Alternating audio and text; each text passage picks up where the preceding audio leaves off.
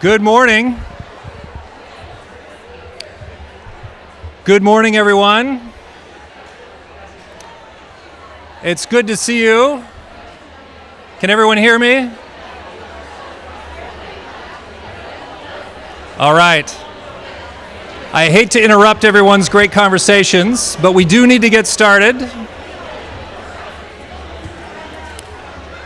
So I want to welcome you to Convocation and the start of the college's 99th year.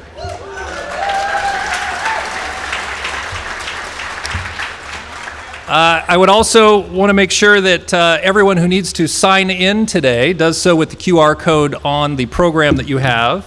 And I really want to thank everyone for coming out this morning.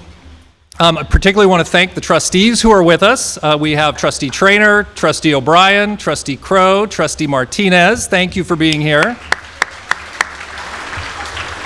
I know that Trustee Conti wanted to be here, but is unable, and Trustee Cranenberg as well.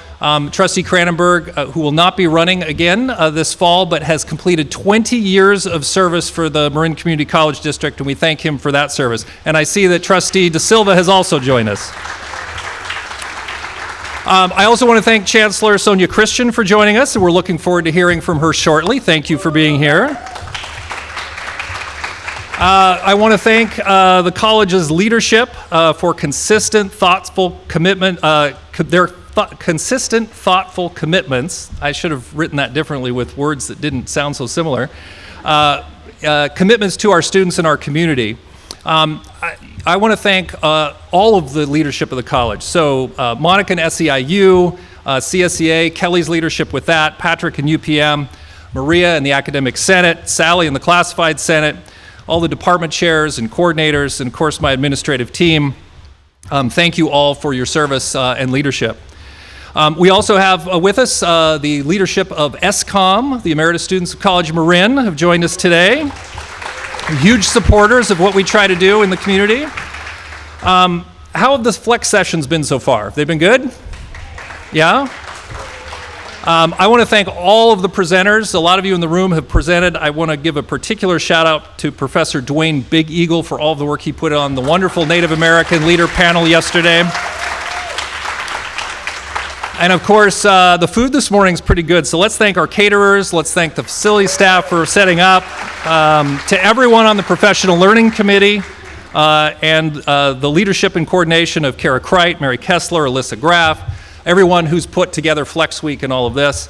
Also a big thanks to Andy Haber, who makes it so that all the AV works. And let's give an appropriately enormous round of applause to Jesse Klein for orchestrating yesterday's reception and today.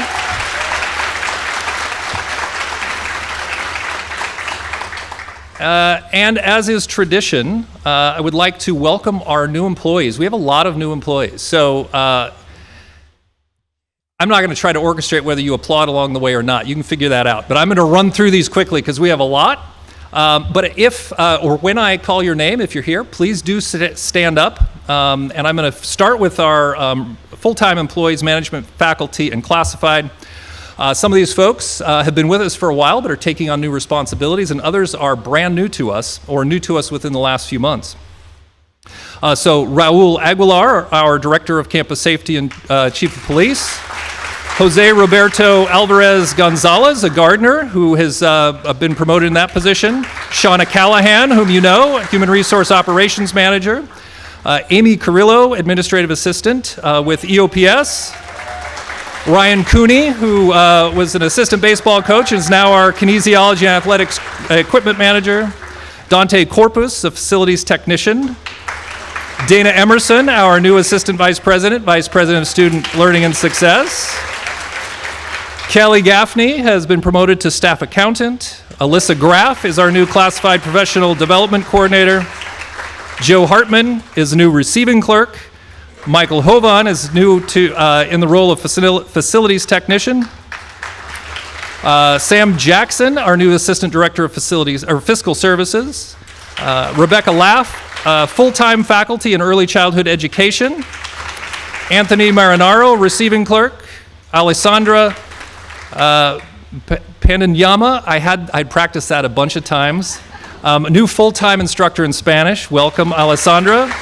Isabel Murin, administrative assistant with counseling. Felicita Norris, a new full-time instructor in art. Ramiro Perez, a new facilities technician. Vidya Sival Viswam, our new administrative assistant over in the president's office. Jake Sylvia, facilities technician. As you can see, we're hiring a lot of facilities techs because we've been way understaffed for a while. So that's good news for all of us and the upkeep of our facilities. Sudeshna Singh Dutta, new human resources technician 2. Malika Smith has moved from student activities and advocacy over into the marketing and communications program coordinator position. Paul Smith is our new full-time instructor in nursing. And Mark Zaruto, who we've known on campus through his work with 10,000 Degrees, our wonderful community partner, is our new transfer center program coordinator. Whew, we've been busy. We also have a lot of new part-time faculty, so please also stand and be acknowledged. John Anderson, political science. Willow Bernosky, ESL. Jacob Blair, philosophy. Jan Burlingham, ESL. Olivia Carter in nursing. Jessica Casabea in nursing. Daniel Cooper in geography. Susan Cowderoy has moved from a full-time position to part-time in nursing. Alexandra DeMonte in ESL. Kevin Davis in biology. Emily Gable in ESL. Liliana Huyan in counseling, and you'll know Liliana because she was our Compass coordinator for many years. Anthony Johnson in philosophy. James Kim in political science. Benjamin Kimmelman in nursing. Kailana Kwan Si in kinesiology and athletics. Flavia Lake in geography. Devin Lee in history. Myra Lopez Thibodeau in physics. Evelyn Morataya in SAS counseling. Aya Oshinomi in Japanese. Jennifer, we're almost done.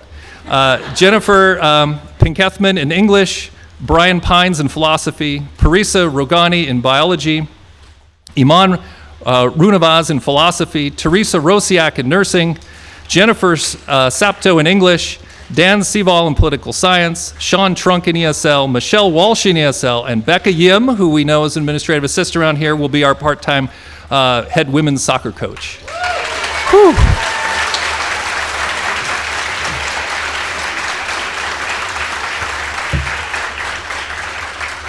Welcome to all of you, and if we missed anyone or if I very likely mispronounced your name, I do apologize.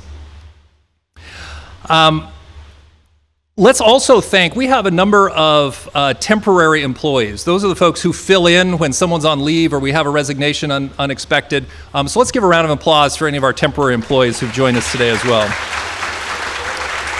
Let me go to the... So, you might wonder why we have a caterpillar up here, but this is a monarch butterfly waiting to be. And some of you may know that Fernando Agueldo da Silva, who is a life and earth science faculty member, long time here, has worked with students and others over time, and our gardeners and others, to establish a monarch butterfly garden on campus. And if you don't know where that is, I invite you to go out exploring, because yesterday I was out near the construction site in student services, and there were all these monarchs out. So we are now a monarch habitat, and in fact, we're now a monarch breeding ground because we've got these little critters, and there's multiple of them. So it's a testament to the importance of understanding biodiversity and really recognizing the interconnectedness of all that is in our environment. And a huge thank you to Fernando for his diligence over time to make this happen.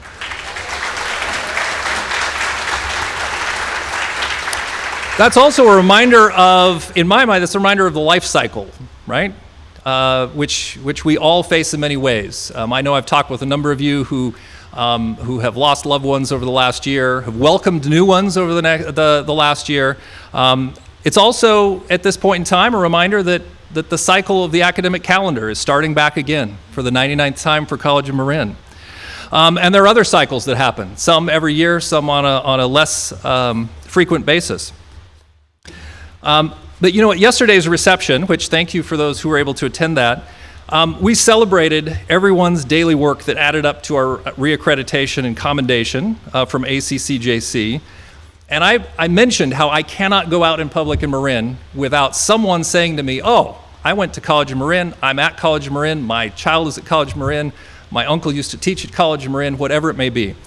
And I worried that I overstated it when I said I cannot go out in public. But then, a little while later, Patty, who was one of the people who was working with our caterer, who was helping her sister out, who owns the company, the catering company. She's actually a real estate agent in Marin, and she got her real estate license from working with Corinna and others in our real estate program. But she came up to me and said, you know, in 1987, I started attending College of Marin in the ESL program, and the ESL faculty were so helpful. And I ended up making lifelong friends in that program. And in fact, this Saturday, we're getting together and having a party. And she said, after that, I took psychology and other things. I went out in the workforce. I came back. I got my real estate license. And I don't know where I'd be without College of Marin. And she said, but it doesn't end there, because one of my sons is going to the Fire Foundry program at College of Marin. And my other son went to UC Santa Barbara and did things other than study too much, so we brought him home. And he's now been studying welding with Padraig and others, and very excited for all that comes next as he's taking more and more classes. So it was a perfect illustration of how we do intergenerational work at the college. And this is why we do the work we do. It has generational impact and grows exponentially over time. And 99 years in, as we prepare to honor our past and define our future through next year's centennial celebration and activities, we also need to think about this unique moment in which we're living. This year, this fall in particular, promises to be filled with lots of excitement. Those cycles that happen, we're in the midst of a 4-year cycle. So at the national level, there's the excitement of an historic presidential election. And it should not be lost on us that this moment will probably appear in history books at some point, because we are witnessing for the first time in our history a woman of color nominated for president by one of the two major parties. At the exact same time, we are witnessing for the first time in our history a convicted felon nominated for president by one of the two major parties. Now, there will undoubtedly be significant energy in our communities and with our students and across the media and social and otherwise. And I just want to take this moment, because that moment is not even about their policies or politics, and that takes us to other levels. But I encourage all of us to both participate in the democratic process and to remember that no matter the tenor of the campaigns, we owe it to each other and to our students to model thoughtful, respectful discourse, because we need our students, every one of them, to think critically about their environments, about their choices, about our democracy, and see their connection to our collective future. And how fortunate are we to come to this place with all of these colleagues on a daily basis and support the development of a brighter future, not just for our students, but through them for all of us. This is our superpower, the particularly meaningful purpose of our work, individually and collectively, in the classroom, out of the classroom. It's the work Patty and so many others rely on every day through the services and activities we provide, the classroom instruction. This work is incredibly important because we are the community's college, the public higher education in Marin. Without us, there will never be equitable opportunities and outcomes for the students we serve. So if you remember back to spring convocation, we had a lot of discussion about some major themes, about truly being accessible for our students, about supporting them in meaningful ways, and the responsibility we have to lean into issues bigger than us in our community, such as workforce housing, environmental action, and others. And really this boils down to us really as an institution striving to be the absolute best place to learn for our students, an amazing place to work for all of us, and a catalyst for change in our community. And on this last point, we are increasingly connected to the communities we serve, which is really a testament to the power of all of you in this room. And I believe Chancellor Christian will speak to this. But first, to help take stock of the important work we're doing, and we have countless efforts and initiatives, But I'd like to hear from some folks in the audience about a few examples of some of the great work that we're doing. So John Hornick, I don't know where you are, but would you want to start by giving us a brief enrollment update? And for the Chancellor's sake, those of you who speak, please, and for our new employees, please say your name and title. Good. Good morning. I'm John Hornick. I'm the Dean of Enrollment Services.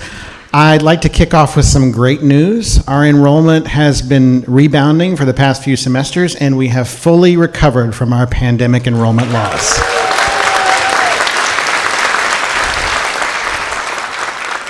We also have the largest class, incoming class and continuing class of English language learners in the history of the college.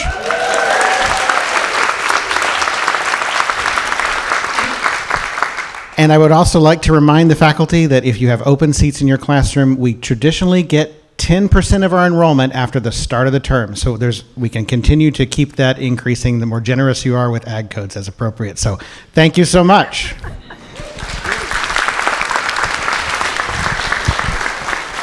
Good morning, everyone. My name is Yashika Crawford, proud faculty in psychology and behavioral sciences.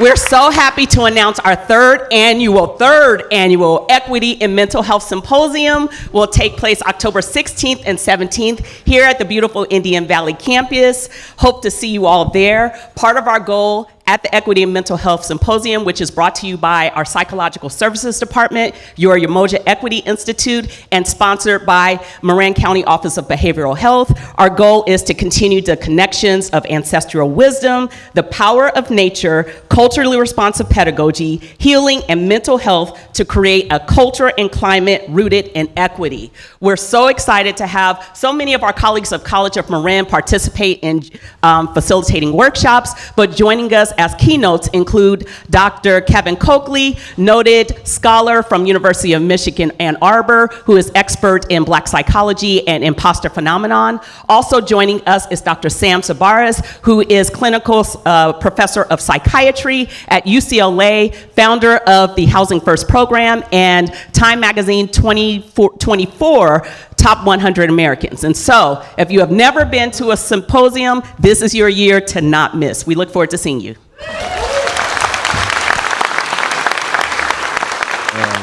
Hello.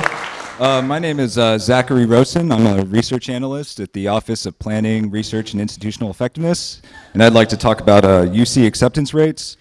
In fall 2023, College of Marin touted an 86% acceptance rate at the UC system, which is amongst the highest in the state.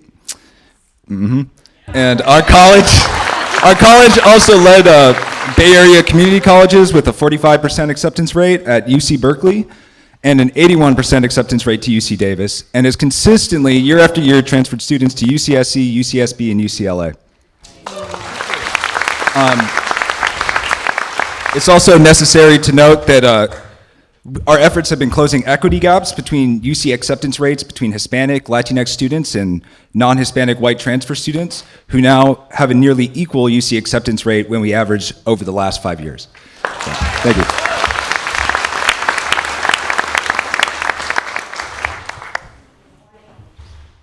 Good morning. It's good to see you all.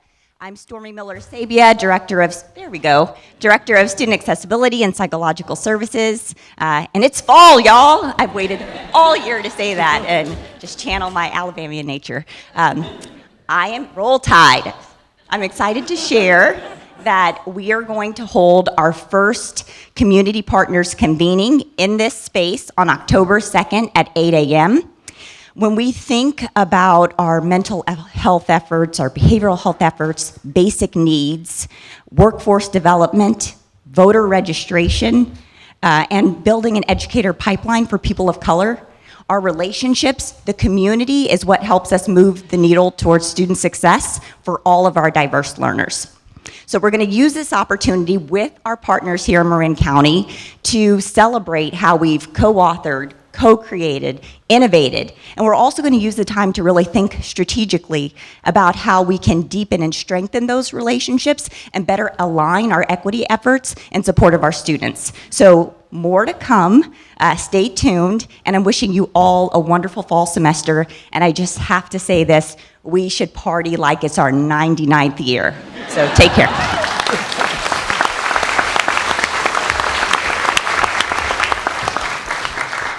Or maybe like it's our 100th year. Good morning, everyone. How y'all doing? Yay! My name is Dr. Susan Rahman. I'm a sociology and behavioral science professor here. I know many of you in the room, but if I don't know you, come say hi to me because I'd love to know you. I'm here to talk about Rising Scholars. Raise your hand if you know what that is. I like it. Next semester, I want everyone in the room to raise their hand because they know what it is. It's a program on campus for formerly incarcerated students. We have a thriving team of people supporting the program. Raise your hand if you're a part of the team that supports the program. That means your faculty, that means EOPS, that means everybody. I don't see enough hands. There's more of you out there. You're just being shy. So it's a great program. I'm really, really, really happy to be a part of it, privileged to be a part of it. We do programs for students on campus. You very well may have formerly incarcerated students in your class and not know. You don't need to know necessarily, but what you do need to know as a faculty is that students come in with all sorts of different backgrounds, all sorts of different things that take up their time in their heads, in their hearts. And so just please be mindful of that. Just like we're whole people, they're whole people. One thing that's really fun and going on now is the juvenile justice program. So we're working inside juvenile hall. Raise your hand if you've come with me or are coming with me in juvenile hall. Okay, faculty, that's something that you can do. You can come in and give a guest lecture in juvenile hall and show the students why your discipline is magic. This summer, I got 6 juvenile hall students, 3 units of a sociology class. We did a very condensed summer session with them, and so when they leave juvenile hall, they will leave with 3 college units in their pocket. I think that's the most important thing. But in any case, it's a wonderful opportunity. Faculty, staff, anyone who wants to get involved, check with me, check with Becky or Chanel or Amy and EOPS. And yeah, hope to see more of you as part of the team. I'm Jason Dunn. I teach in the art department. So one of the positives that came from the pandemic time was an effort to reduce the financial burdens that the students face. So in the art department, we saw the elimination of student-paid material fees. So the college now funds those accounts that we use for those materials directly. It also kick-started efforts to decrease other out-of-pocket expenses.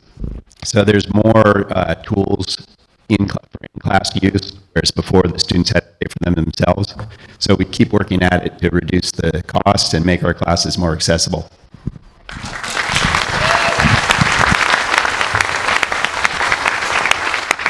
Good morning. My name is Beth Rhodes, and I'm the program manager for Gilbane Building Company, responsible for Measure B. Thank you so much for giving me an opportunity to speak today. I'm sure you're anxiously interested in hearing what's happening in that building program. First and foremost, the Center for Student Success is really marching along. You'll notice that the steel skeleton for that building is fully complete, and that includes over 10,000 unique pieces of steel that are on that building. We're marching towards finishing pouring all the concrete on site. That means all the concrete decks and all of the site work, and we're really working with the internal teams on internal signage, wayfinding, furnitures, fixtures, and equipment so that we can be ready to throw those doors open for that building with students in January of 2026. Also, very encouraged to tell you all that that building is on budget. So, yay, always a Herculean task. The next major project that Measure B is working on is the Bolinas Field Station. And that project is coming roaring to a close here by the end of September. And we're so excited to share the progress. The exterior skin is on that building, windows are in, site work is getting complete here in the next couple of weeks, and we really can't wait to welcome you all. I'm sure Joe Mueller will share with you in his updates what's marching along with that. So stay tuned. It's really exciting, and we can't wait to open it. The last thing I'd like to share with this group is that we just completed our internship with a College of Marin student who was working on site with the Gilbane team over the summer. And what a phenomenal experience that our team had working with Megan. Megan is going to be going to the UC Berkeley as an architect major. She was also actually invited to present at Gilbane's headquarters in San Jose her intern experience and what she learned on site. So our team, Gilbane, looks to continue to partner with the mission of the college and continue to grow and educate students in fields of construction, technology, and architecture engineering. So thank you so much for that opportunity.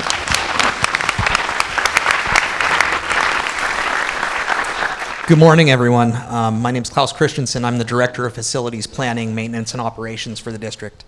I'm here to talk about Dr. Eldridge at the beginning of summer tasked me to work with a team of COM employees as well as student interns to assist and consultant in finding a baseline of the college's carbon footprint so that we could figure out where we stand and how we're going to move forward in the future. In doing so, we found that the college has already made a lot of really good efforts. Some of the things I'll touch on, exterior pole lighting at both campuses has been upgraded to LED. Multiple campus buildings have been constructed to meet or exceed LEED standards. Waterless urinals have been installed in multiple restrooms. We have battery storage at both campuses. We have solar systems at both campuses. And very recently, within the last probably year and a half, the Board of Trustees passed a single-use plastic ban on both campuses. Our hope is that this baseline data that we've collected is going to help us put together our guiding path for the future in order to mitigate our carbon footprint throughout both campuses.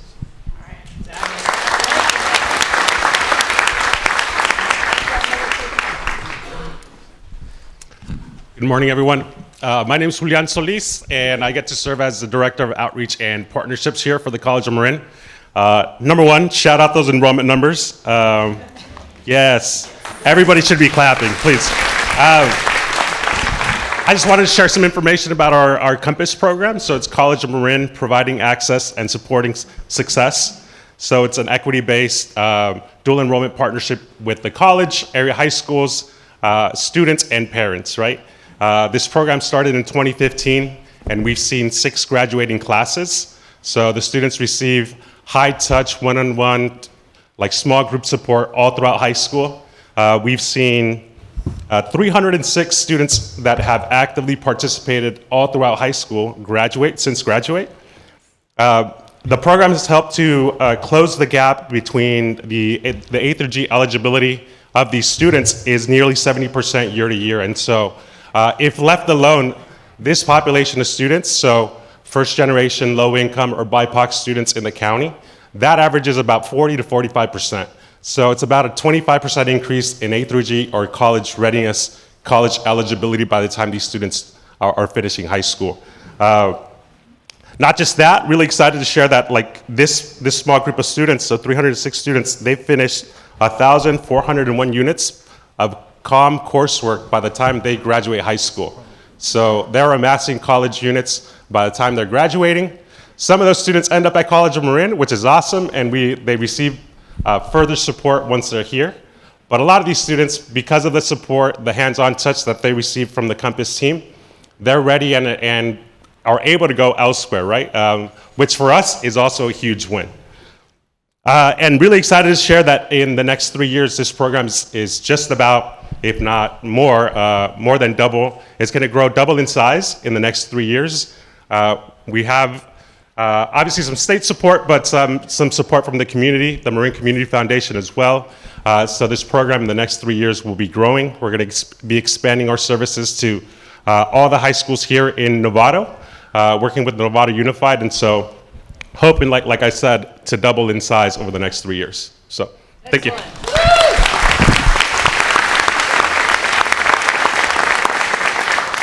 Good morning, everyone. My name is Sadiqa Suleiman Hada, and my pronouns are she and hers. I'm one of the 3 directors of student services here at the college. I oversee student activities and advocacy.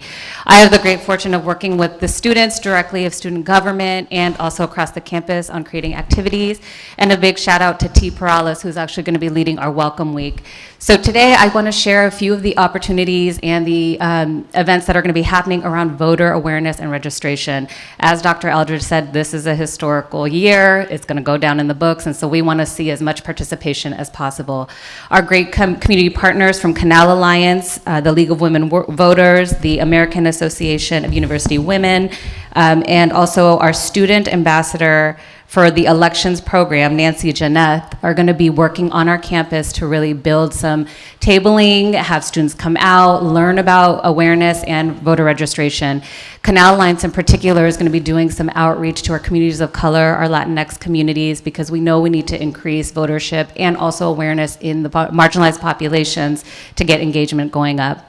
If you yourself haven't voted this year or have not registered, we want to see you do that as well. So please come out to the tables. And remember, not everyone is able to vote. And so how can we be a voice? How can we represent and make sure that we are being the voice for the people that really need it the most? Thank you.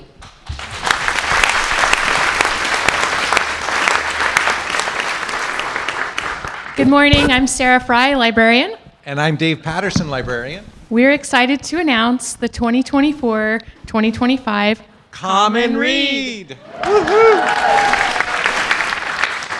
Common Read is a shared reading program which started in 2014. We're going back to the future. This year we'll focus on poetry by the 24th U.S. Poet Laureate, Ada Limon. Ada Limon grew up in Sonoma County, and she currently lives in Lexington, Kentucky. She's the first Latina U.S. poet. And so why poetry and why now? Poetry helps us process complex feelings and experiences, and it teaches empathy. Also, it's short. Our last common read was 500 pages. As Poet Laureate, Ada Limon's signature project is about ways poetry connects us to the natural world. There'll be many ways for you to get involved. Today, you can read poetry on the awesome posters designed by Shuk Chung in the lobby of the Jonah Center. These yellow posters on the window. The library is purchasing copies of You Are Here and The Hurting Kind to be given freely to students, faculty, and staff across the college. Stop by the Kentfield or Indian Valley libraries next week and pick up a copy, or email us, and there are some copies on the table. You're welcome to take those today. And our wonderful drama instructor, Erin McBride Africa, will work with students to create and produce a play based on the poetry of Ada Limon. The play will run February 28th through March 16th in the Performing Arts Building at Kentfield.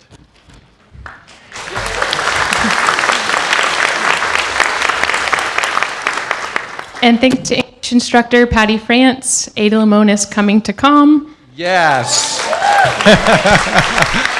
Can you imagine the U.S. Poet Laureate right here? She's coming Thursday, March 13th at 5 o'clock in the Jamestown Theater. You're all invited.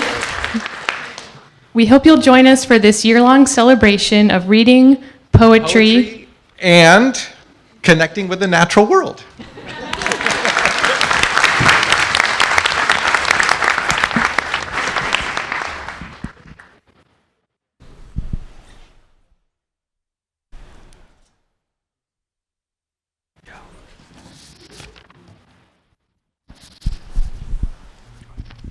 Hello, my name is Joe Mueller. I'm an instructor at the Life and Earth Sciences Department and chair of the Bolinas Field Station Advisory Committee, and I'd like to give you on what's going on with the advisory with the progress on the Bolinas Field Station. It's about 80% complete. There's still some roofing work and side work and things to be done, but it's really exciting to see it and its progress right now. We've met with aquaria specialists and and others to develop a system of cooled water so that there'll be living creatures there. So it'll be like a little mini Monterey Bay Aquarium kind of a thing that will be accessible for education. The advisory committee has met quite a few times, and we've developed a guide, a vision statement, a guide that's based on enhancement of our natural love for the natural world and equity as well. And that's been very exciting, developing that. And we've sent out quite a few we sent out a survey to the college community. We didn't get so it'd be nice. We're going to send out another one. But we would love your involvement, and we'd love your ideas, and we'd love to see, some ideas of some classes or what it is that you would feel like, how you would like to be involved to whatever level you would like to be. A couple of very exciting things, I think, is that there's been ongoing research at Duxbury Reef, which is close to the field station, and this is going to give students an incredible opportunity to be part of real scientific research. This has been going on for about 30 years with my mentor, Gordon Chan, and we've been continuing it, and we've been looking at it, and it will guide policy as far as use for one of the few accessible intertidal rocky areas that is still diverse and relatively untouched. And then we also, I'll wrap up here with one of the most exciting things is in the older building, there was 30 years of scientific data that was collected on the Bolinas Lagoon and on Duxbury Reef, and we can use that as baseline data to compare with what's happened since then. This was the 60s, the 70s, and the 80s. It doesn't get more exciting than that for scientists to have baseline data, and then how they actually went about gathering that data, and then to repeat it, and then see how things have changed. So we've got some scientific gold out there for actual research for our students. A whole long list of stuff, but that's enough for now. Thank you.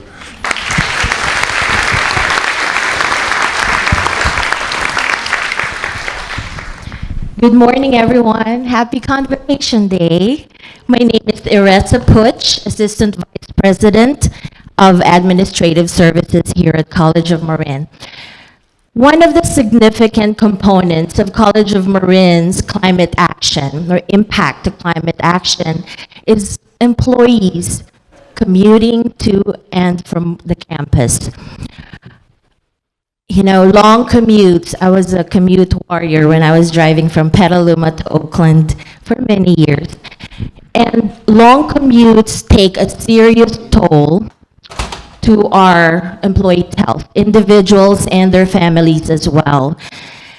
And at the same time, as we know, we all face very high costs of living. I'm sorry for the microphone. Very high costs of living. And at the same time, a shortage of housing in our area. So College of Marin is exploring developing a coalition in Marin County among local educational agencies and in close collaboration with community partners to address the housing needs of our employees and their families in a thoughtful, community-oriented, sustainable, and efficient way. The vision is to create a workforce housing coalition and leverage our collective resources to plan, develop, construct, and lease a variety of types of affordable, high-quality housing to suit the varying needs of participating Marin County public education agencies, employees and their families, and potentially others. This could include apartments, townhomes, single-family homes located at one of the sites in the county of Marin.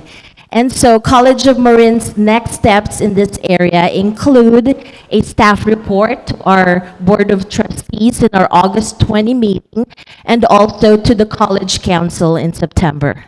Thank you.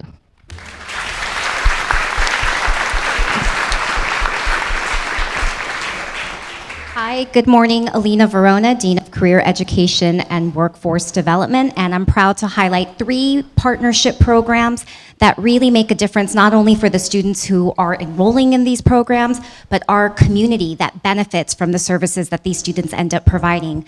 So first and foremost, our Certified Nurse Assistant and Home Health Aide program, which launched less than a year ago, last fall. We are gearing up to offer our 4th cohort in partnership with our nursing colleagues, Canal Alliance, By the Bay Health, Villa Marin. We have enrolled 45 students to date. 40 of those students have successfully completed over 200 hours of rigorous training, and we are making great strides to ensure that those students are able to successfully complete the state licensure exam, which is no small feat. 75% of our completers have successfully passed that exam, receiving dual licensure as CNAs and home health aides, which means they're able to work in our community providing critical care to elderly folks who need that assistance and to those who may be critically ill and homebound. Secondly, our Education to Careers E2C construction program. If you haven't had a chance to walk to the new pool site or the old pool site, those beautiful sheds that you can see from here, our students build those sheds. And so that is making a real difference for the nearly 300 students who've gone through this training since 2018. 85% of those students who complete are getting a job, receiving a promotion with an average wage growth of $5, which makes a real difference to those folks, their families, and their community. We're currently exploring ways to build that program, explore green construction, think about ways that we not only have these beautiful sheds utilized by our kinesiology department, our facilities team, but how might we contribute to solving the problem of housing insecurity here in Marin County. And last but certainly not least, our Golden Gate Transit Bus Coach Operator Apprenticeship Program. It's unique, only the second of its kind to offer college credit for students who complete in 2 semesters. Apprentices who enroll, we're looking at trying to enroll 100 students to meet that critical workforce shortage. They start at $30 an hour, they work full-time, they receive benefits, and after 2 semesters, they'll have completed 12 units of college credit, receive a Chancellor's Office recognized Certificate of Achievement, and be hired on full-time, benefited, working towards a pension, $33 an hour, and hopefully coming back to College of Marin for more courses. Thank you.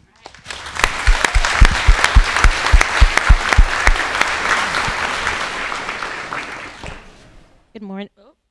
Good morning, everyone. I'm Sarah Malmquist West. I am the Articulation Officer and Transfer Counselor.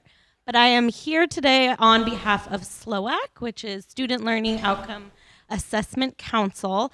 And so I just want to start out with a huge shout out to all the faculty in here who have done their assessments. So I'm new to SLOAC, so I can't take any credit for this, but recently SLOAC changed the way in which we're doing assessments. So we'll have an assessment year and then a year to take the data, analyze it, and come up with some plans for the future. And so with this change, this past year, well, actually I'll start out.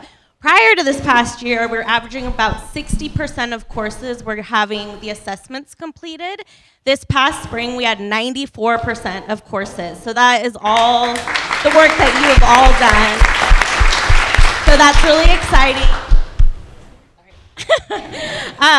So then this coming year, you'll be getting all of the data from those assessments, and you'll be able to identify, because you can disaggregate the data, and you'll be able to identify those equity gaps. So it's really exciting work we're doing. Please keep doing your assessments as we move forward. But yeah, it's great work that you are all doing, so I think you all deserve a round of applause.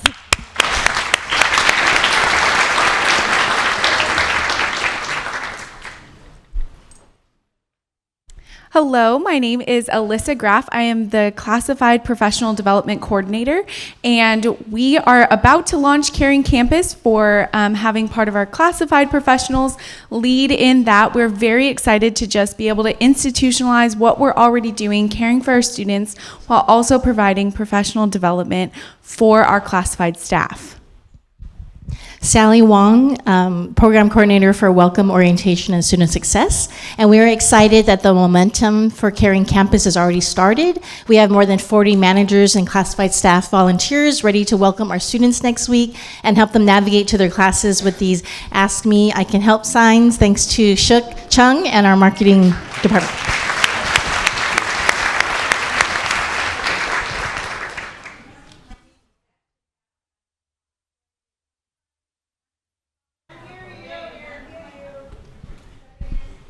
And I'm here to talk about our future Professional Learning Center. I'm part of a task force working with Carol Hernandez and Kara Kreit, the PLC, and a whole strategic task force. If you've been involved in that, please raise your hand. We have had people from across campuses and disciplines. We spend a lot of time here at College of Marin thinking about building community for our students, about supporting student success, and those exact same principles and ideals are important for our faculty and staff as they are for our students. And the college has made a commitment to develop a center for that. Now, many people in here for faculty may have heard of Centers for Teaching and Learning, yes? Okay. College of Marin is committed to taking that a step forward, not only for our faculty, but also for all employees, so that we can learn ways to foster engagement, build skills, and develop a community that we can be proud of. You'll be hearing more about that. Thank you.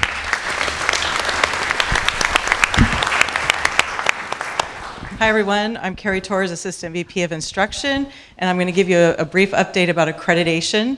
In June, we received our formal letter from the Commission that we are fully reaffirmed accredited for the next 7 years.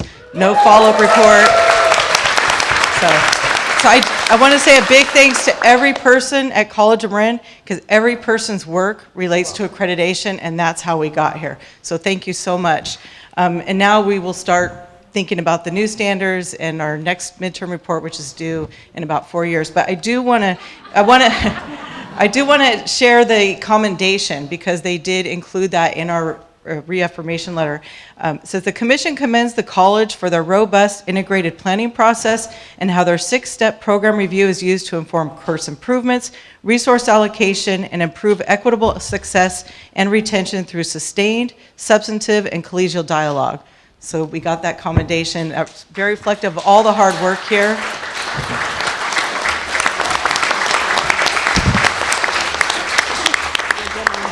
And actually, just a quick thing, they were so taken with our program review process that they asked us to come and present at their conference in May, and we went down there and had a poster session, and faculty from all the other colleges were very interested in our process, but specifically the program review faculty facilitator. So I think that was really an item that stood out as part of our process. So again, thank you. We'll have more to share about accreditation and what's coming at a future convocation, but thank you again. It's time to celebrate and build on what we've accomplished.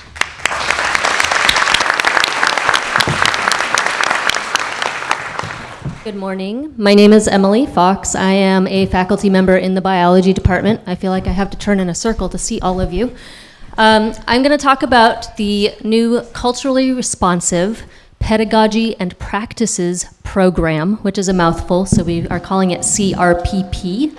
And this is an equity-minded, anti-racist certification program for faculty based on Universal Design for Learning principles. It's funded in part by a grant from the Chancellor's Office. And it is a community in practice that invites teachers to become conscious of their own cultural influences and form relationships with students. It began with a pilot last year and will be continuing with a new cohort each year, growing into a community that will be a major part of the new Teaching and Learning Center. So if I could invite the administrators and facilitators who helped create the pilot, and also the pilot cohort members and the current members, to all raise your hands so we can see who's been participating so far. It's a wonderful community.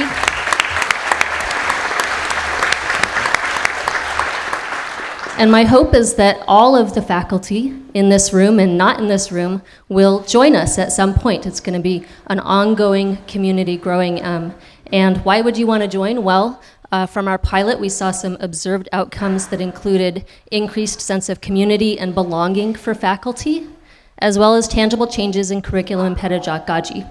For example, one faculty member decided to frame her curriculum around reading a book about farming practices and included opportunities for students to share their own cultural practices around food or farming. And we've seen that when students have the opportunity to connect content to their lived experience and form relationships, learning is enhanced. And so that's the kind of work that we're doing in this practice together, and I invite you all to join us.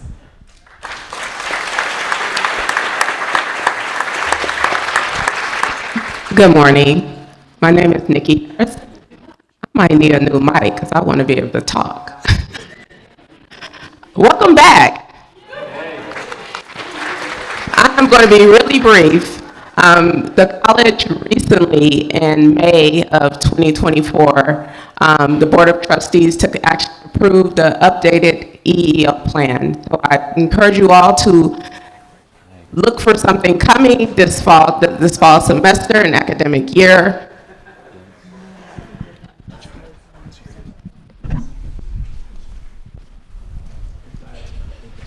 Is that better? Yes. Sorry about that. This academic year, please look for more information to come out. Can I get a round of applause for the EEO Advisory Council? If you're in here, raise your hand.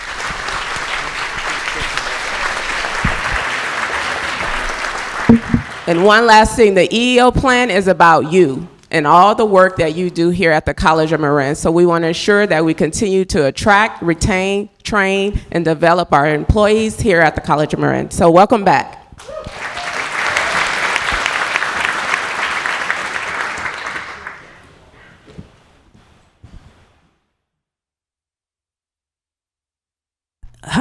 Hi, I'm Malika Smith. I am the program coordinator for marketing and communications. Fourth day out here, so thank you.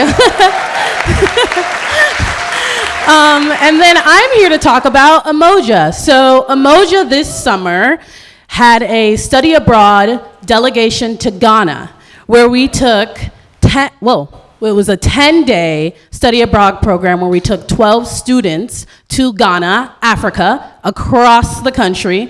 And this 10-day study abroad program allowed students to study about the Ghanaian culture as well as history, but also get deeply connected to their roots. This was a life-changing experience for all of our Umoja students. And if you would like to hear directly from the students about their experience, you can go to the Mental Health and Equity Symposium, October 16th and 17th here at Indian Valley campus. Thank you. So we're going to hear, that's a lot, and that's not even all of it. And we're going to have a few other folks speak after the chancellor, but to be very sensitive to her time because we're way over, I would like to now have our new Assistant Superintendent, Vice President of Student Learning and Success, Dana Emerson, Dr. Dana Emerson, come up and introduce our keynote speaker. Dana?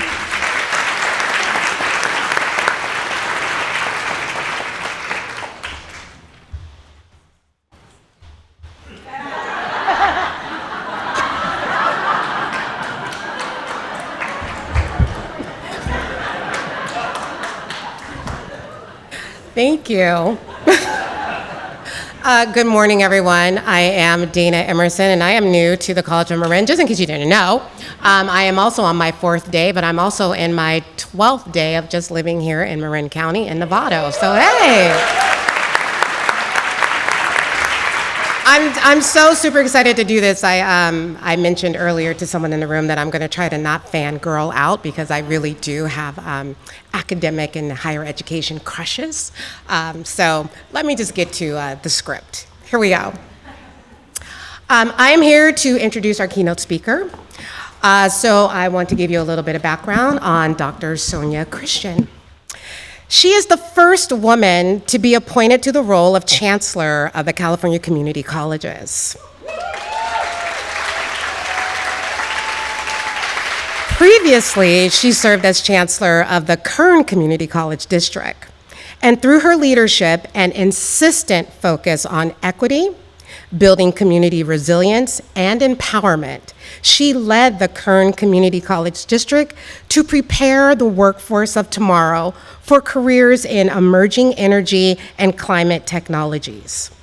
In 1991, she began her 3-decade career in education at Kern Community College District as a mathematics professor, as a division chair, and then as the Dean of Science, Engineering, Allied Health, and Mathematics at Bakersfield College. But now let's get to the good part. In 2003, she joined Lane Community College in Eugene, Oregon, as the Associate Vice President for Instruction, then the Vice President of Academic and Student Affairs, and then the Chief Academic Officer. So I just see this as a good part because we cross paths in our history. I was also in Oregon during this time. I was at Lynn Benton Community College, and I was also getting my PhD at Oregon State University. And as I continue in conversation, then I learned Jonathan was also in Oregon. So there's a lot of Oregon, kind of California mixing going on here. In 2013, Dr. Christian returned to Bakersfield College as their 10th president. And in every role that she has been in, she has demonstrated a deep commitment to equity, which has been demonstrated in her work in Guided Pathways and the Early College Program. Throughout her career, Dr. Christian has been committed to advancing work through distributed leadership and collaborative communities of learning and promoting the value of equity in student learning, access, success, and economic mobility. And here is a quote from her, and I love this. She says, "The only way to scale work is to tap into the talent, ingenuity, dedication, and care of the people that provide the power to transform. Because this builds a sense of community that creates long-term sustainability." Dr. Christian earned her bachelor's degree from the University of Kerala in India, where she was born. She earned her master's degree in mathematics from USC and earned her doctorate from UCLA. And it is my privilege and honor to welcome Dr. Christian. Thank you.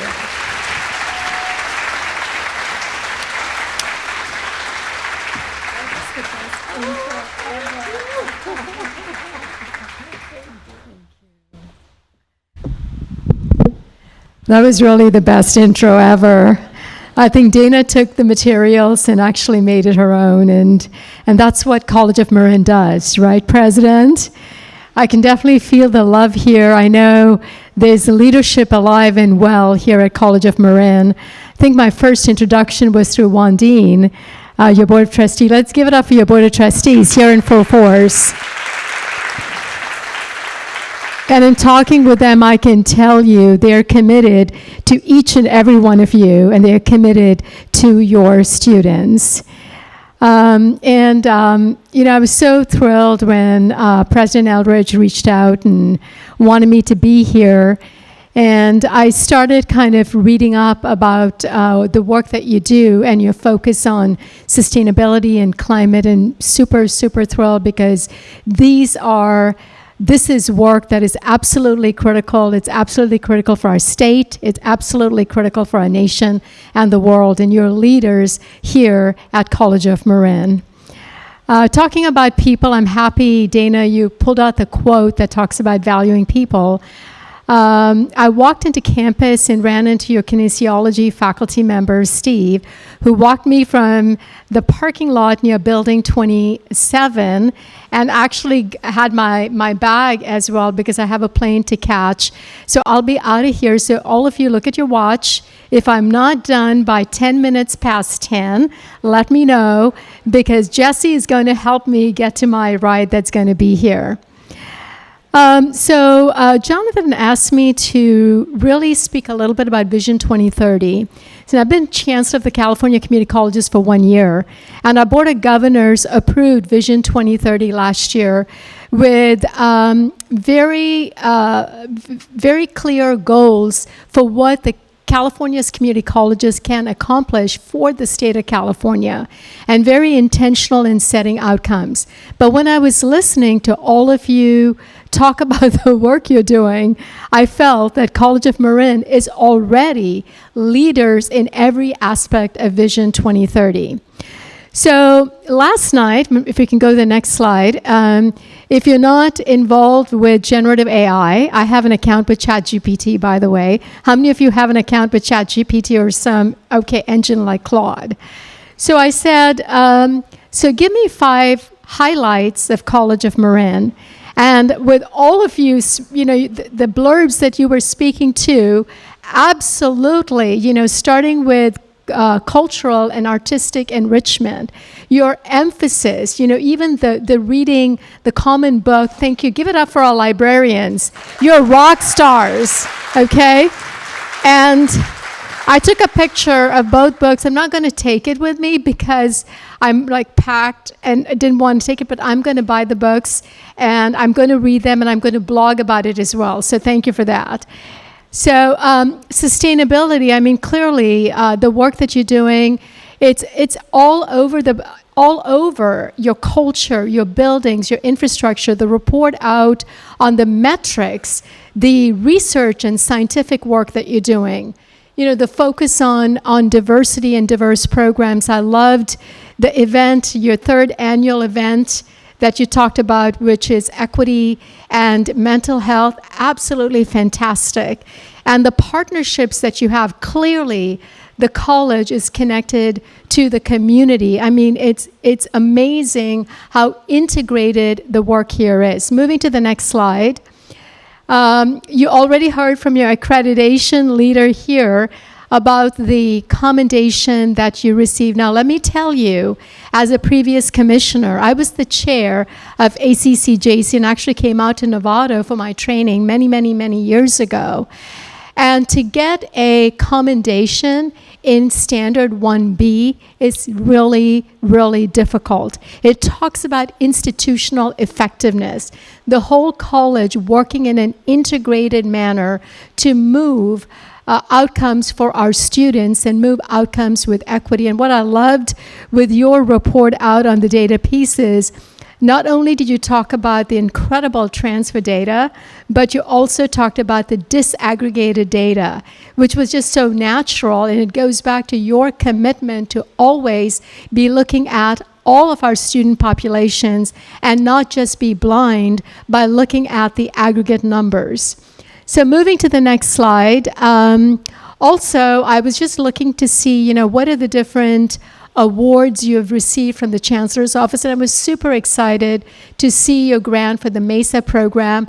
And a sociologist in the room, you talked about the Rising Scholars Program. It just warmed my heart.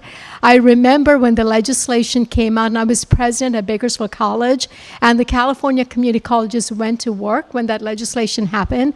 And to see that here at your college and your emphasis on it, it is, again, an equity solution to student outcomes.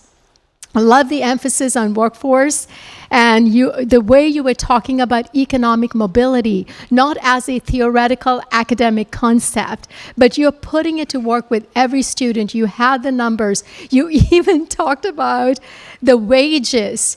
And economic mobility is a code we have not cracked yet in the nation, how to really capture the data and talk about it in an easy and fluent way. It's something we're grappling, and we put it front and center in Vision 2030. And here you are reporting out. And by the way, Jonathan, I loved that you had the various voices of your college campus talk about the snippets and the accomplishments, because it gave me a deep insight about how the work gets done. But I want to get back to workforce.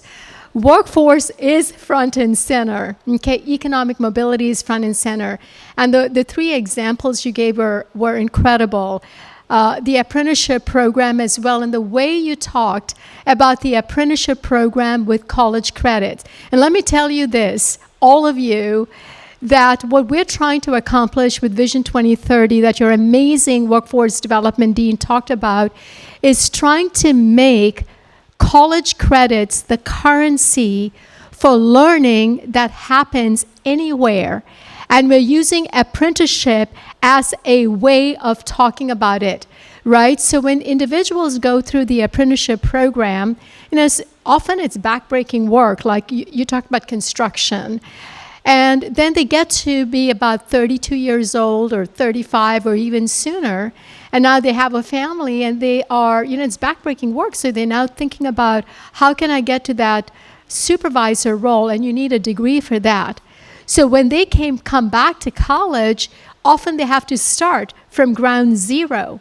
But by initiating and accumulating college credit right from get-go, then when they do come back, you can just move them. They've got those credits already accomplished, and it gets it closer to that associate's degree. And that's why general education is so incredibly important. So when that apprentice is out there, sort of signaling Vision 2030 says we have a moral obligation to take college to individuals and not wait for individuals to come and find us. All right, that requires an applause. Thank you. So then once you get the apprenticeship, like going out and getting them to enroll in general education classes, so they're knocking out those credits towards that degree. So I'm giving you snippets of Vision 2030 that you're already doing. It's intrinsic to how you are approaching the work. So moving to the next slide. Give me a time check here. What's the time right now? Okay, 10:08. So let me try to wrap it up in like 2 minutes, okay? So this is Vision 2030, okay, colleagues? Very simple, just 3 goals. Only 3 goals: access, success, and support. But every one of them has the word equity to it. So those of you who have been in the community colleges for over 10 years, you have heard of Vision for Success. And that was the time that we were asking ourselves the question, we have students, over 2 million Californians that come to us. And so we do access, and we do access gloriously. And we focused then on success, and we said, we asked ourselves, are we doing a good job getting these Californians to that certificate and to that degree, right? And so our focus was Vision for Success, with success meaning completion. But when we started looking at Vision 2030, we read Martin Luther King's letter from Birmingham jail, and that's where the call to action, our time is now, came from. The letter from Birmingham jail, when Martin Luther King talks about waiting almost means never, right? And every semester we wait, there is a group of students that don't benefit from that action we could have, should have taken. So we put access back on the agenda because, we serve over 2 million students. Yes, that is quite amazing. We are the largest system of higher ed in the United States. But is that enough? What about the 6.8 million Californians identified by the California Competes report that are stuck in low-wage jobs? That particular group is highly racialized, and their hope for getting that next job, that economic mobility that your dean talked about so fantastically well, that hope is not there for them. So Vision 2030 calls on us to reach out and take college to these Californians and take it with support, because we know that if we don't provide that support, the chance for them to be able to engage with college and complete that credential is highly unlikely. So it's equity and access, support, and success. And in this busy graphic that you see here, we call out certain populations, because when we looked at the data, we realized that even though legislation was passed on dual enrollment, even though legislation was passed on foster youth, even though legislation was passed on justice-involved students, when we looked at the data of Californians who are still left behind, we have significant work to do.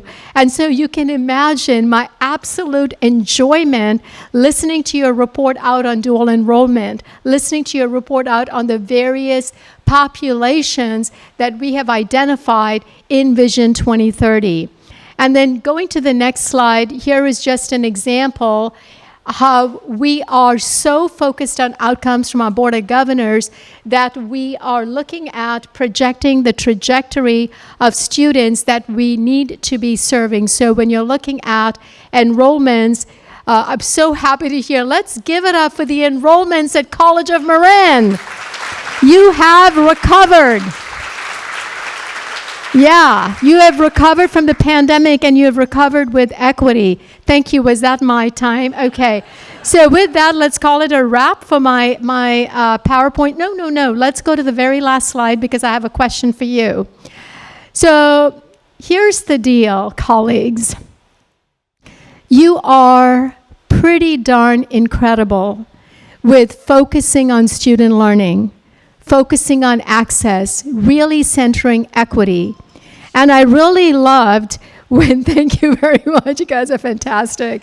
And I really loved when you talked about the equity and mental health. The way you talked about it, you were really bringing in the cultural aspect to how you engage in the learning. And that's so critically important. And not very many of us do that well. And I can see that you do it well here. It's clear to me that you're connected to the community. So as you're starting, Jonathan was mentioning to me that you're starting your next strategic planning. What an opportunity. I know the sense of excitement I felt when we started working on Vision 2030. And I know you're going to have that sense of possibility and doing sort of moonshot goals for this community. So the question that I have for you, as you engage in your conversations today, Convocation is the best day when you come together and you're thinking about students. So given the myriad of initiatives and positive outcomes the college is engaged in, how can you, each of you individually, and you come together in community, right, as committees, as departments, further connect the work and the college to community needs in Marin and beyond. With that, the next slide, I want to leave you with, it's a great time to be at the College of Marin. It's a great time to be at the California Community Colleges. California Community Colleges, we take care of our students, we take care of our communities, and we take care of our planet because our time is now. Thank you very much. Thank you so much. I really appreciate it. We'll be in touch. That's a little something for you. All right. And I know you need to run. So, thank you, Chancellor Christian.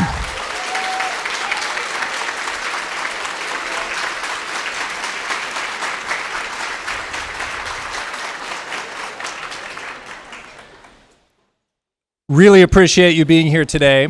We're sorry you can't stick around, but we will have you back, and we will have you for much longer. We'll get you to the other campus as well, and we'll do a lot more. But thank you for your inspiring words. And if you need to go, please. When we crowdsource Convocation, sometimes it runs a little long. Apologize for that. I will say that all of the slides today will be available starting this next week on our webpage for you to go through and look at in depth. And some of the slides the Chancellor had for background information at the state level are really helpful to us. And our planning and research folks will be able to tie those back into our local data. We have a couple more folks, actually 3 more folks, who need to give an update to us on some important things because we've heard that we're heading into strategic planning. We also know we're heading into our centennial. So I would like Keith Rosenthal real quickly to give an update. Do we have a microphone somewhere over here for Keith? Here's one. There's one right there, Keith.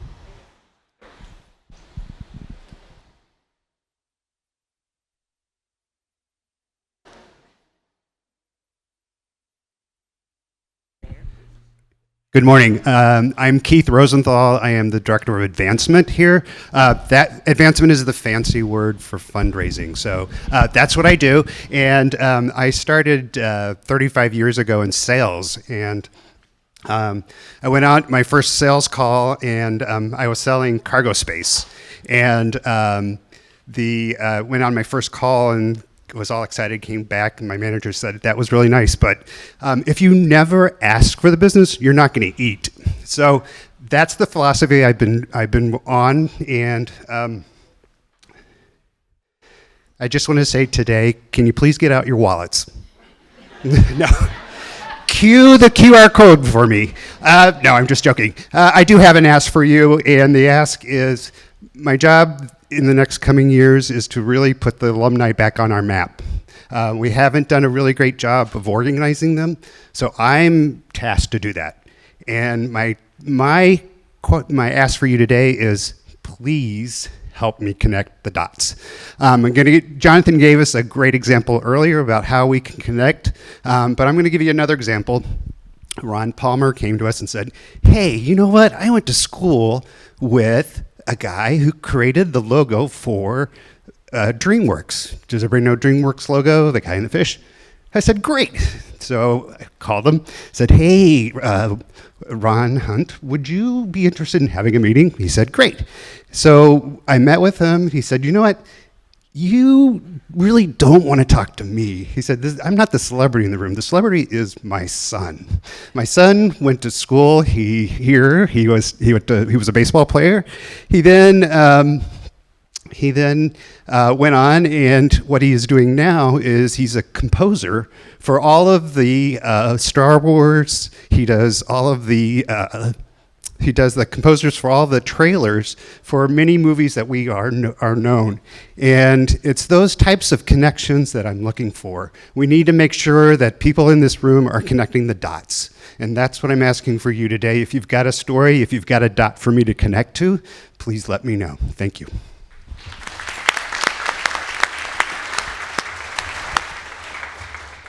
Good morning, Nicole Cruz, Director of Marketing and Communications here, and I am so excited for this fall semester. It's going to be a great one, and right now, this moment marks the formal launch of our centennial planning. And my ask to all of you is think about what you want to shine a light on from your individual perspective, from your department or area's point of view. We've heard about the great work that goes on our campuses. So how can we tell the story of College of Marin honoring our past and defining our future through the stories and the experiences and your all's expertise? So this is a tall order, and we mentioned that Malika Smith had joined Marketing and Communications as our program coordinator this week. Also, big news, as of July 1st, Marketing and Communications has teamed up with what was formerly known as the Office of College Services. So, Marketing and Communications now includes a program coordinator and the creative services team, Shuk Chung, Roger Dorman, Dave Mahoney, and our printing and mail services team, Jesse Harbison, Mike Klein, and Albert So. So we've got a whole team ready to work on the centennial and engage with you all. Looking forward to it.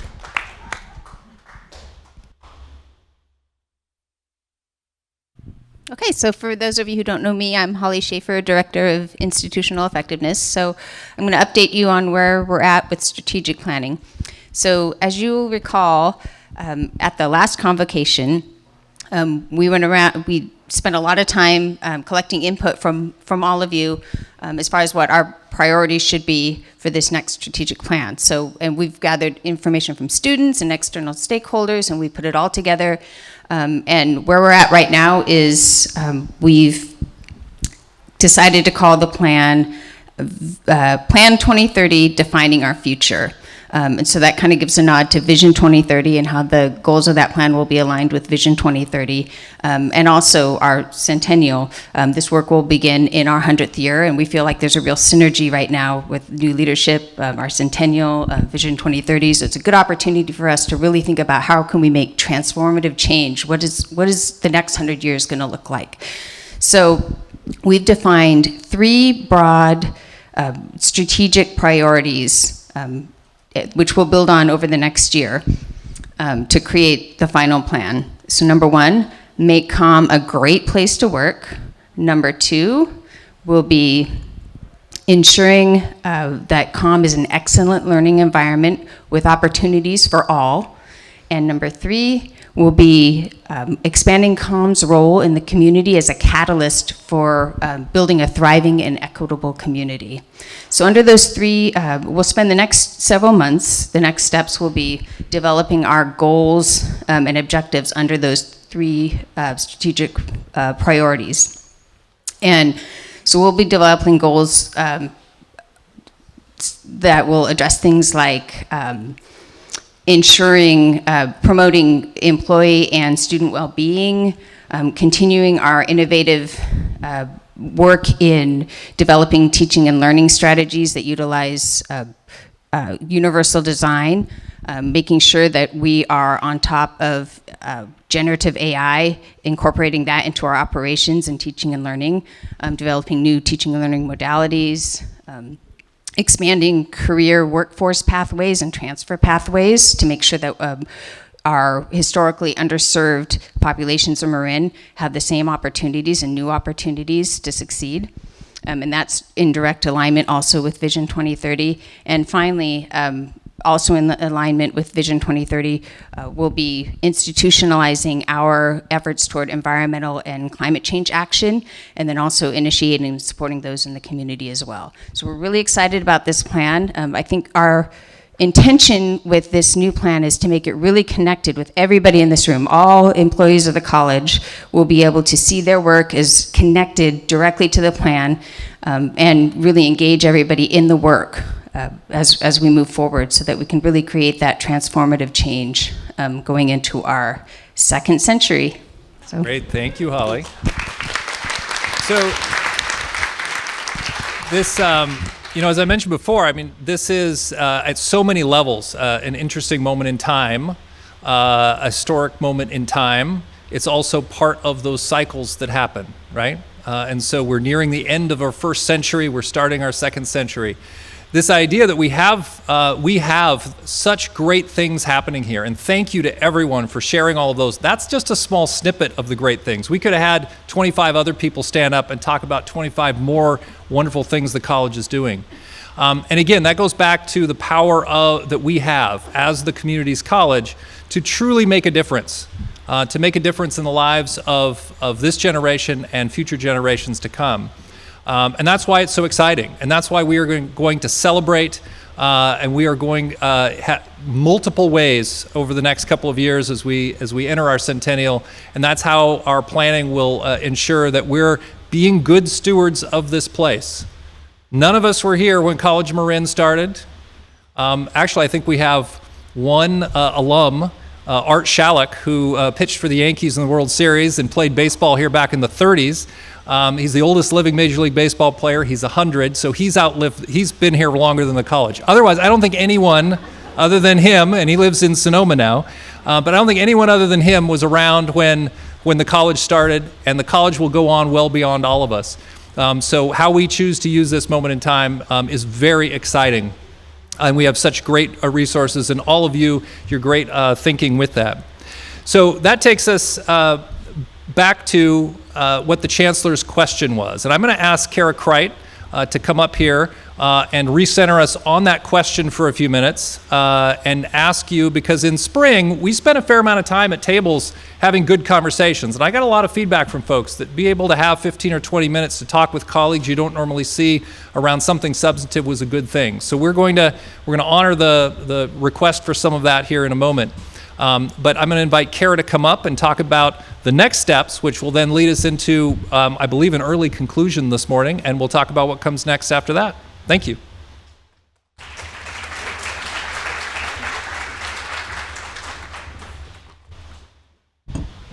All right. Good morning, everyone. So we wanted to give you all a chance to talk in small groups about that question that the Chancellor posed to us this morning. So given the myriad initiatives and positive outcomes the college is engaged in, many we heard about today, how can you each individually and collectively further connect that work and the college to the community needs in Marin and beyond? So we're going to give you about 10 minutes to talk at your tables. If you could find a group of 3 to 4 people, if you don't know your neighbors, please be sure to introduce yourselves. We've got a lot of new folks joining our comm community today. You have Post-its on the tables and pens as well. We would love it if you could jot down and capture ideas that come up during these discussions. On those Post-it notes, if you finish up early, you can post them up on the glass in the back of Jonas Center. Otherwise, you can leave them at the end of Convocation.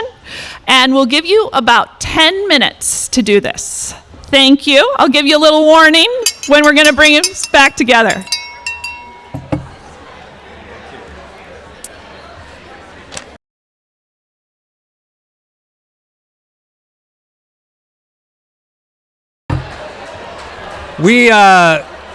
If we can get your attention for 5 more minutes, we actually have a surprise for you at the end.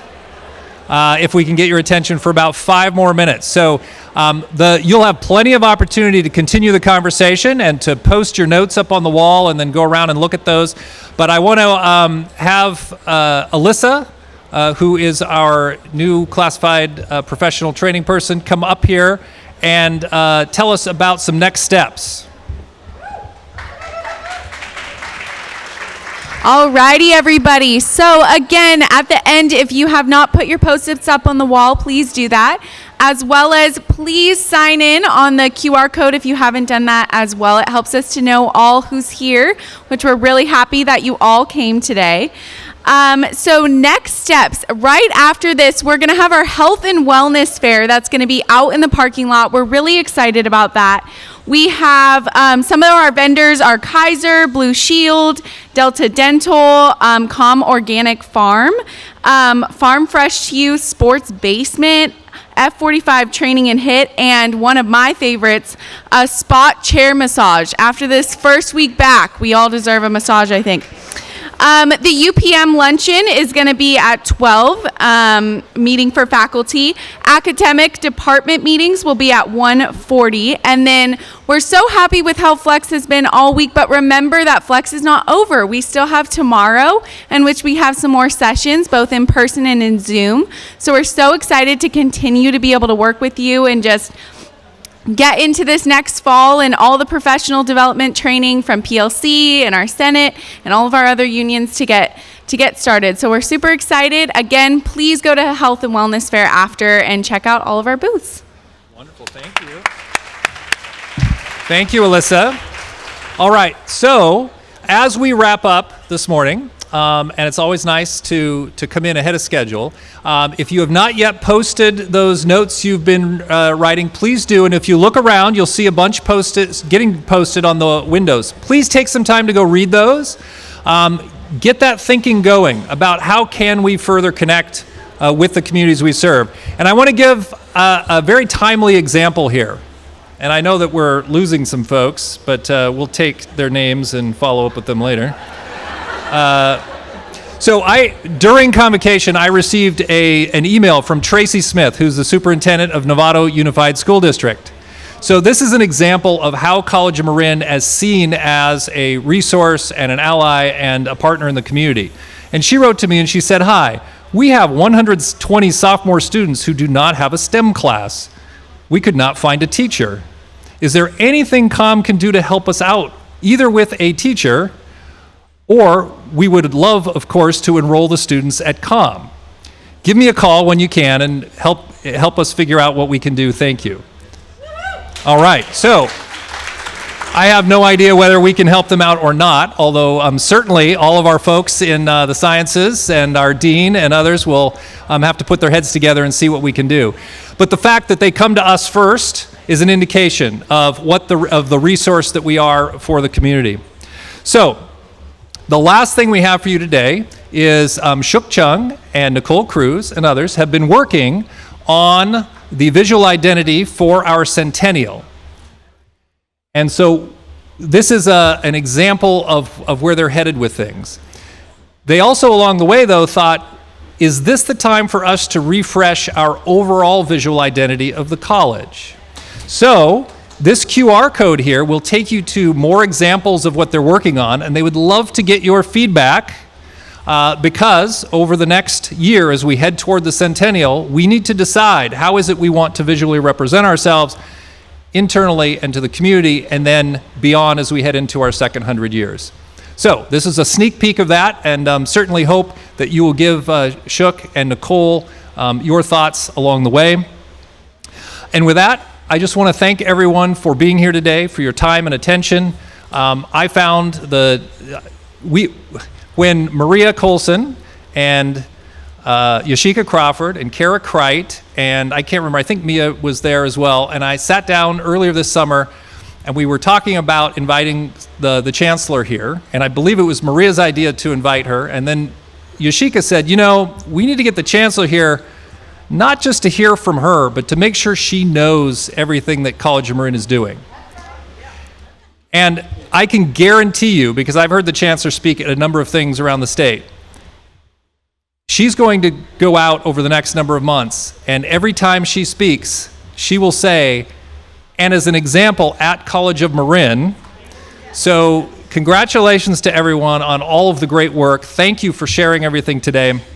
And I truly look forward and appreciate your support as we work to head through our 99th year and beyond. And let's all welcome our students on, starting Saturday and then on Monday. Thank you all, and we'll see you at the Wellness Fair.